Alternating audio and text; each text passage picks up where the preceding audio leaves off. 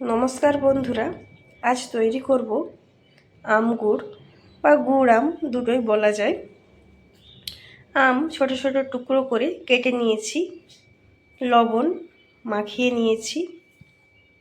এবার লবণ জলটা ঝুড়িতে দিয়ে বের করে নেব। ঝুড়িতে আম দিয়ে এইভাবে আমের নুন জলটা বের করে নেব।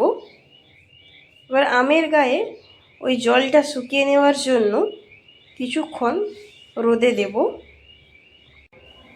এই জলটা ফেলে দেব। আম রোদে দিয়ে দিয়েছি, 1 ঘন্টার মতো রাখবো। আম বেশি শুকনো করা যাবে না। আমের আচার বানানোর জন্য গ্যাসে কড়াই বসিয়ে দিয়েছি। শুকনো কড়াইয়ে মশলাগুলো ভেজে নেব। গোটা জিরে, মৌরি, ধনে একসাথে দিয়ে ভেজে নেব।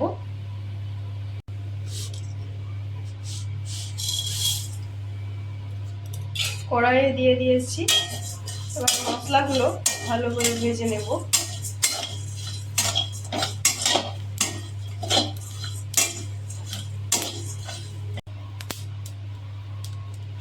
ভাজা হয়ে গেছে, এবার নামিয়ে নেব। এবার শুকনো লঙ্কা ভেজে নেব।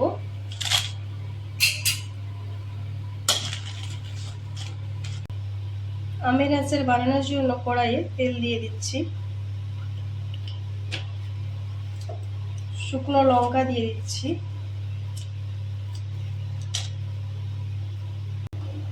ফোড়ন দিয়ে দিচ্ছি।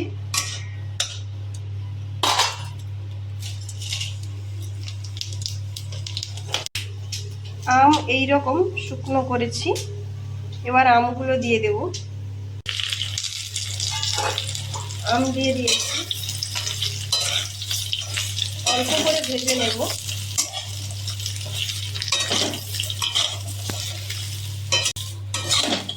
আম ভাজা হয়ে গেছে, এবার জল দিয়ে দিচ্ছি।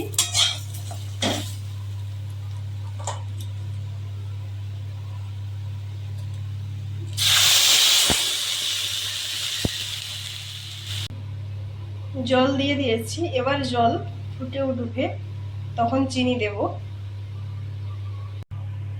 জল ফুটছে, এবার চিনি দিয়ে দেব।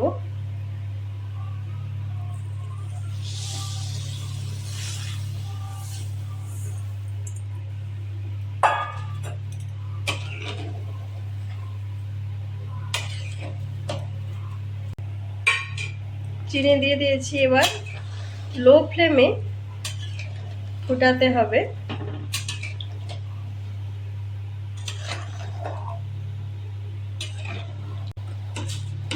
নুন দিয়ে দিচ্ছি।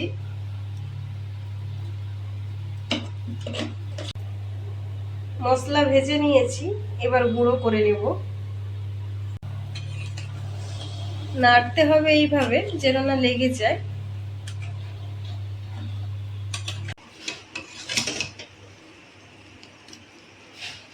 ফুটছে, এখনো হয়নি, আঠালো তারের মতো হবে।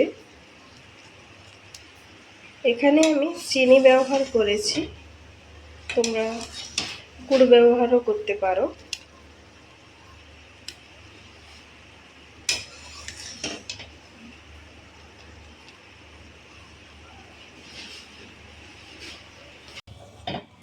আঠালো তারের মতো হয়ে গেছে, দেখো। এইভাবে তারের মতো হবে। এবার গুঁড়ো করে মশলা দিয়ে দেব।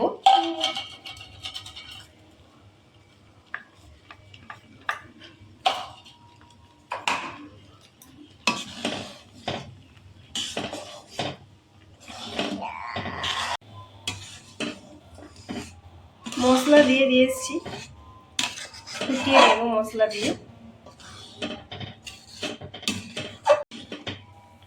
আমের আচার হয়ে গেছে, এবার গ্যাস বন্ধ করে দেব।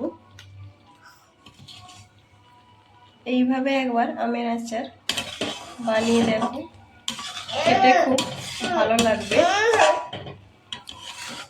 টক মিষ্টি ঝাল আমের আচার। আমের টক মিষ্টি আচার হয়ে গেছে। কত সুন্দর দেখাচ্ছে দেখো। এইভাবে একবার বানিয়ে দেখো, খেতে খুব ভালো লাগবে।